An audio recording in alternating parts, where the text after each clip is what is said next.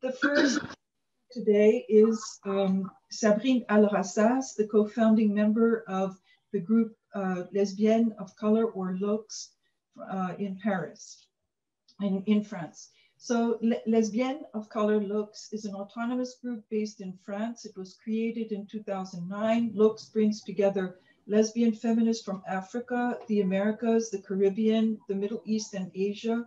LOCS is a space for intellectual exchange and political and activist work in which lesbians of color bring their individual and collective knowledges together. I want to just add, because Sabrine is very modest and did not give a full bio, that Sabrine is a brilliant filmmaker and an author who also published in the first book that the Decolonizing Sexualities Network has produced, as well as elsewhere. And Sabrine is a public speaker who we hear from a lot in many different forums. So we want to thank also Sabrine for coming under difficult conditions, and that she has years of lesbian activist solidarity actions about. We're very excited to hear today. So Sabrine will speak in French with the English on the split screen. Please join me in welcoming Sabrine. Well, thank you a lot, Paola, for this introduction.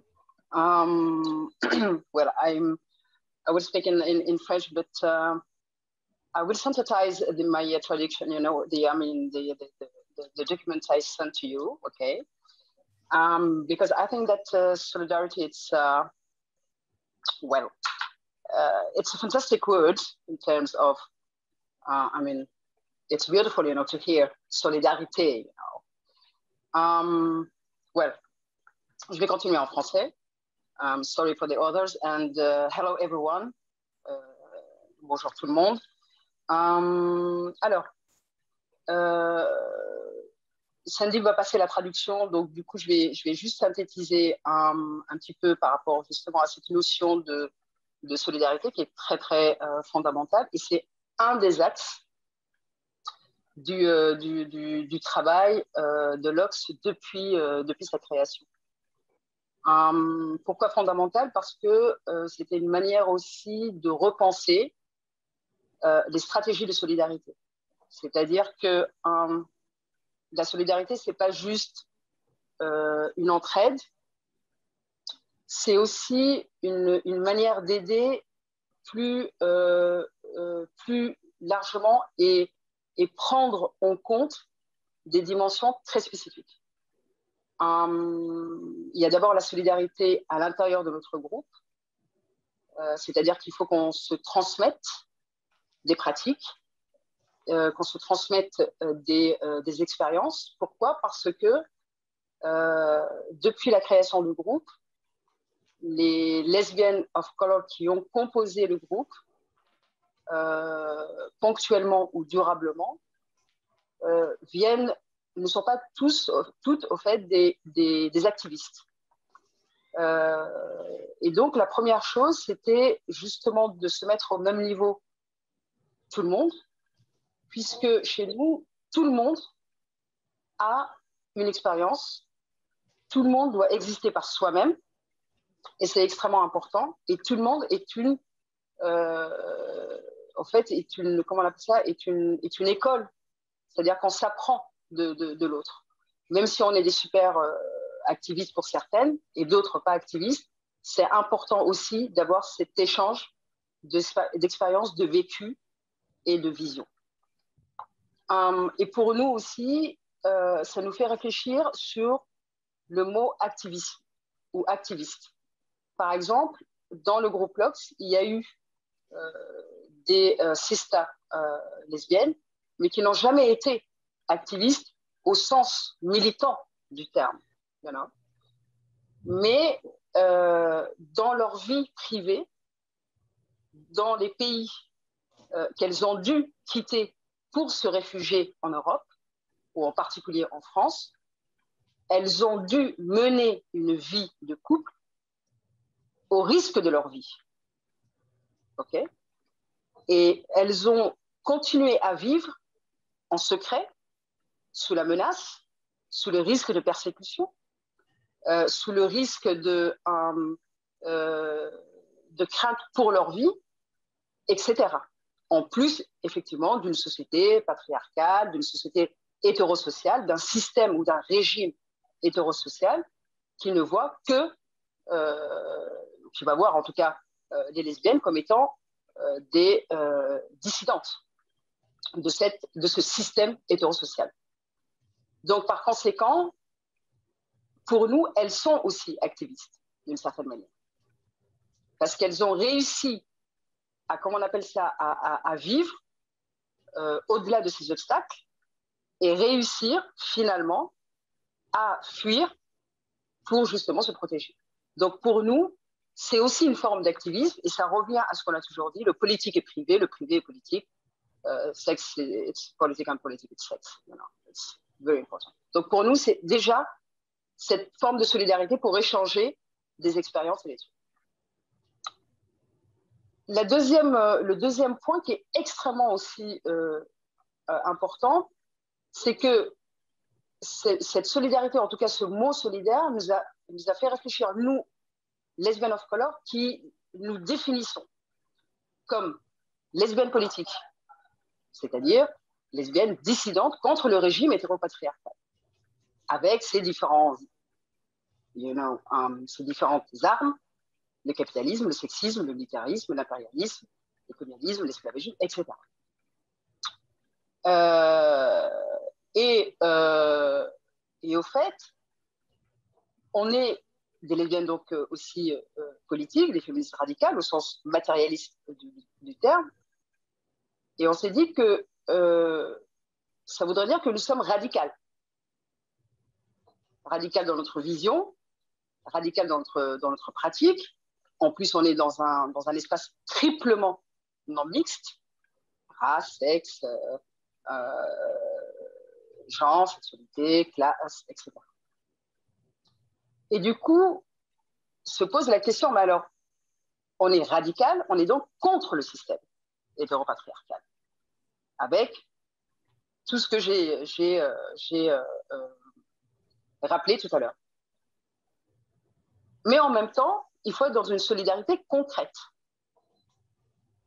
Et c'est pour ça que, au sein du groupe LOX, quand on l'a créé en tant que groupe, justement parce qu'on ne voulait pas l'institutionnaliser et on ne voulait pas entrer, ce n'était pas notre vision en tant que lesbienne politique et féministe radicale, d'être dans dans un moule qui va nous confondre, qui va nous assimiler avec un système d'association, puisque vous savez qu'en France, il y a une loi qui s'appelle la loi 1901, et qui est une loi qui régit et qui organise les associations. Donc nous, on ne voulait pas être dans ce système-là. Cependant, si on veut, par exemple, aider nos sistas lesbiennes en dehors des frontières de l'Europe, si nous voulons aider nos sistas lesbiennes qui sont demandeuses d'asile, asylum seeker in France, okay, il faut être concrète. Donc, il faut mettre de côté la radicalité, c'est-à-dire l'antisystème, l'antipatriarcal, l'antipapier, l'anti-frontière, parce qu'on est pour l'ouverture des frontières et pour que les gens puissent venir se déplacer comme ils veulent. C'est un droit international, en plus, le droit de se déplacer partout. Eh bien, on a décidé que pour être dans une solidarité concrète, au-delà de notre vision utopiste et radicale, comment on appelle ça, d'inscrire LOX, le groupe LOX, comme une association de loi 1901. Et c'était tendu. Parce que d'une part, on est radical, on ne veut pas faire le jeu on ne veut pas être soumise à une réflexion in general, et qui va être forcément une réflexion de contrôle, de surveillance, forcément on va devoir ne pas parler d'une manière radicale, d'une manière qui déconstruit tout un système, parce que justement, dans le cadre d'une association loi 1901, déjà la non-mixité n'aurait pas été acceptée. Par exemple, la non-mixité. Alors si en plus la non-mixité articulée avec une approche raciale, puisque on est quand même des off-color, alors là, ça va être encore plus compliqué. Mais, comme j'ai dit dans le document que je vous ai envoyé, la solidarité est une responsabilité. Est une responsabilité et qu'il faut être pragmatique parce qu'il faut penser à ces femmes qu'on aide et qui ont besoin justement d'échanges, d'expériences et de pratiques de la manière la plus pragmatique. Et donc, en 2013, comme on appelle ça, on inscrit l'OX en tant qu'association loi 1901. Pourquoi? Deux choses concrètes. La première est que, comme nous sommes dans un féminisme of color, c'est-à-dire qu'on sort d'une vision monolithique du féminisme, d'autres stratégies de résistance, d'autres stratégies féministes existent en dehors de l'Europe. Donc, c'était important pour nous d'inviter des sistas lesbiennes du Moyen-Orient, de l'Afrique. Sauf que pour les inviter, il faut demander au ministère des Affaires étrangères, donc à une institution, les visas. Or, si on n'est pas connu en appuyant la demande de visa auprès du ministère des Affaires étrangères, si on n'est pas connu en tant qu'association institutionnelle, eh bien, on ne peut pas appuyer comment on appelle ça, des invitations de nos sistas qu'on voudrait entendre, qu'on voudrait rencontrer et à qui on veut donner l'opportunité de partager en Europe ou en France, en tout cas, des expériences, des visions, des stratégies, des résistances, des réflexions, des actions, etc. Donc ça, c'est un point. Et c'est comme ça qu'on a réussi, effectivement, à inviter des copines du Maroc, des copines de l'Algérie, des copines de la Tunisie, des copines de l'Afrique du Sud, une équipe footballeuse sud-africaine lesbienne, etc. Des copines de Palestine, des territoires occupés de la Palestine. Voilà. On a pu donc participer à faciliter ce genre de rencontres. Le deuxième point, un point extrêmement crucial, chez nous, à l'Ox, ce sont les sistas étrangères et en particulier les demandeuses d'asile. Les demandeuses d'asile qui viennent sur le territoire français pour demander leur protection, il faudra aussi les aider, non pas en leur donnant ou en partageant avec elles une expertise en termes juridiques, on l'a, l'expertise juridique, elle est là. On sait ce que ça veut dire une procédure d'asile et on sait ce que ça veut dire accompagner de la manière, en tout cas administrative, juridique, la demande d'asile. Simplement, pour appuyer un dossier, pour faire une attestation de soutien, support our sister as asylum seeker, il faut aussi être une association officielle. Et donc, le fait d'avoir inscrit l'OX en tant qu'association permettait, quand on faisait un courrier auprès de l'OFPRA qui est l'instance qui décide si tu es réfugié ou pas, eh bien, va prendre au sérieux un tel document. Donc, vous voyez que la solidarité, il faut aussi qu'elle soit pensée et réfléchie en, comment on appelle ça, en ne s'arc-boutant pas, c'est-à-dire en ne se limitant pas à notre vision, radicale, mais qu'à un moment donné, pour être pragmatique et concrète et efficace, du moins j'espère, il faut savoir effectivement déplacer le curseur de la, de la radicalité et jouer le jeu de l'institution, mais non pas pour s'assimiler à l'institution, mais au contraire pour faire bénéficier le système afin qu'elle ne soit pas undocumented, afin qu'elle ne soit pas effectivement sans papier. Mm-hmm. Donc ça, c'était extrêmement important. Dans cette solidarité-là, je reviens aussi à ce que je disais tout à l'heure, c'est-à-dire qu'elle doit être pluridimensionnelle, c'est-à-dire plusieurs dimensions. Si je prends par exemple le cas effectivement des demandeuses d'asile, il y a déjà la dimension juridique. Il faut qu'elle fasse une demande d'asile au sens juridique du terme, selon le droit international, puisque la France a signé les conventions de droit international du monde. Enfin, en tout cas, des Nations Unies, de Genève, 1951, etc. Mais il y a aussi une dimension d'isolement. Ces femmes-là vont venir, jeunes ou moins jeunes hein, d'ailleurs, vont venir dans un, même si elles sont francophones, elles vont venir dans un code, dans un pays au code nouveau. Tout est nouveau pour elles. La bureaucratie violente, coloniale, raciste, sexiste, la langue, si elles ne sont pas francophones. Et alors si, même si, quand elles sont francophones, c'est extrêmement difficile aussi, ça reste complexe et compliqué. C'est traumatisant, hein. La demande d'asile en France, c'est traumatisant. Donc, arrive, et si en plus, ces femmes-là ont subi dans leur parcours ou dans leur pays d'origine,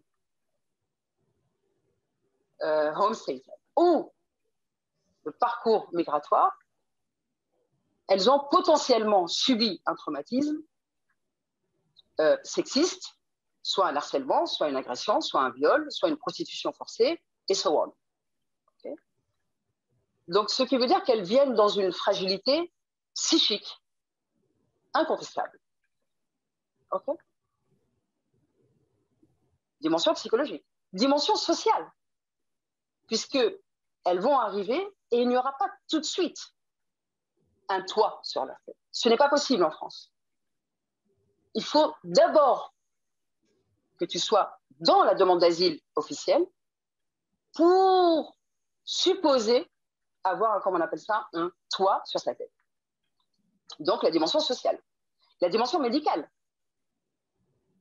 Pour avoir subi peut-être un viol ou une agression physique, une agression sexuelle, il y a des traumatismes physiques. Donc, il faudra tout de suite prendre en charge, là, comment on appelle ça, cette dimension-là. Donc, vous voyez qu'il y a plusieurs dimensions. Et puis, il y a une autre dimension qui est qu'elles vont venir et puis elles vont peut-être trouver que, si elles arrivent à se débrouiller, etc., elles vont trouver des associations qui sont plutôt des associations blanches, qui vont faire du bon boulot. Honnêtement, je ne critique pas de ce point de vue. Mais elles seront que blanches et elles ont besoin justement d'être, c'est des témoignages, hein, tout ça c'est la base de témoignages. Elles auront besoin de gens ou de femmes ou de lesbiennes qui leur ressemblent. Qui leur ressemblent d'un point de vue langue, on peut échanger. Alors on a un groupe qui est multilingue, créole, arabe, littéral, pardon, arabe dialectal, anglais, français, bon, plein de choses qui font que effectivement les filles peuvent être à l'aise quand elles, comment on appelle ça, quand on les accompagne dans comment on appelle ça, la demande d'asile, puisqu'on peut parler plusieurs langues. Et puis c'est aussi le partage de la culture. Ah, il y a des moments où on va se rencontrer parce que convivialement, on va casser, briser l'isolement. Elles ne vont plus être seules.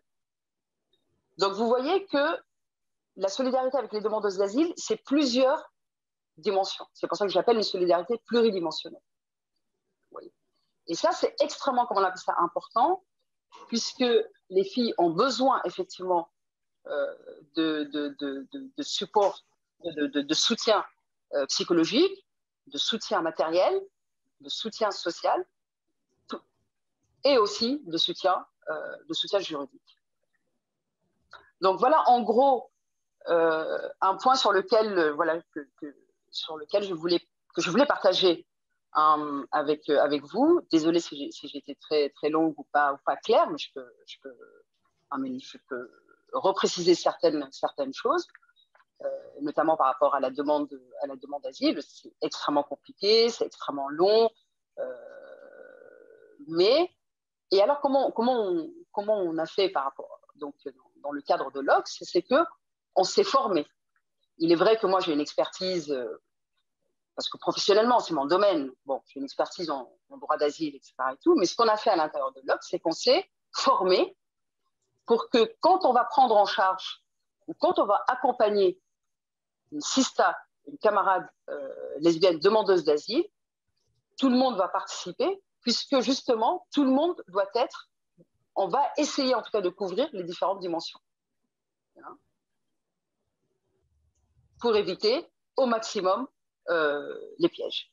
Et alors on peut les mener à l'intérieur du groupe LOX uniquement, mais on peut aussi mener certaines activités de solidarité, certaines actions avec des individus lesbiennes blanches ou avec d'autres associations, mais on va être en coordination pour que justement tout le monde se retrouve.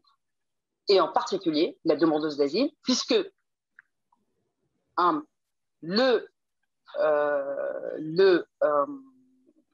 l'objectif étant de réussir à ce que cette demandeuse d'asile